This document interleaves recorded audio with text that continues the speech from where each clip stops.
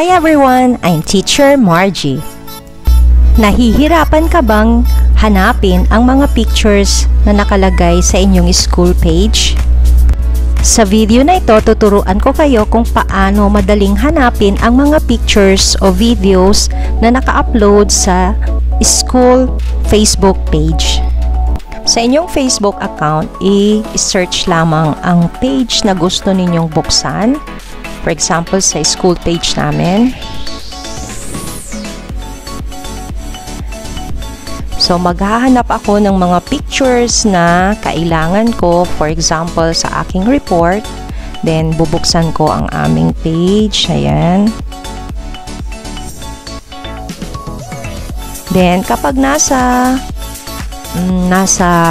page ka na ng iyong gustong buksan, na pagkukuhanan mo ng mga pictures katulad ng school page ninyo, para hindi ka na mahirapan na mag-scroll down palagi at maghang ang iyong cellphone or laptop, ganito na lang para mas madali. So, dito sa photos, ayan, i-click mo yan. Then, sa album, ayan. Kung laptop ang gagamitin mo, ganito ang itsura niya. Pero kung sa cellphone naman, iba naman ang magiging screen ng iyong cellphone. Kaya, pag pipindutin mo yung photos, ang lalabas doon, mga pictures agad siya. Tapos, ang gagawin mo na lang, see all photos para lalabas yung lahat ng mga albums na i-save dyan sa inyong page. Kaya nga mas madaling maghanap ng mga photos kapag naka-album ang iyong mga pictures. Para siyang sa computer na inilalagay mo sa iisang mga folder na nakalagay ang mga file name niya. Ayan, para mas organize ang iyong mga pictures at mas madali nating mahanap.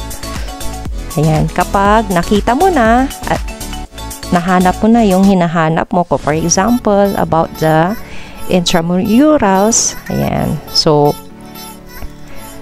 bubuksan mo lang yan. Then, lahat ng pictures na makikita nyo dyan sa album na yan, nandyan. Related lahat yan sa nangyaring activity sa inyong school. Ayan. So, pwede ka nang mag-download ng mga pictures na pwede mong gamitin sa iyong report. Ayan. Para hindi ka na mahirapang mag-scroll down. Ayan. So, ganyan din ang lalabas kapag nasa cellphone. So, ang option naman sa cellphone ay ayan. So, ang option naman, pag grid view, lahat ng pictures na nandoon sa album, lalabas lahat yan. Pero sa grid view, feed view, ayan.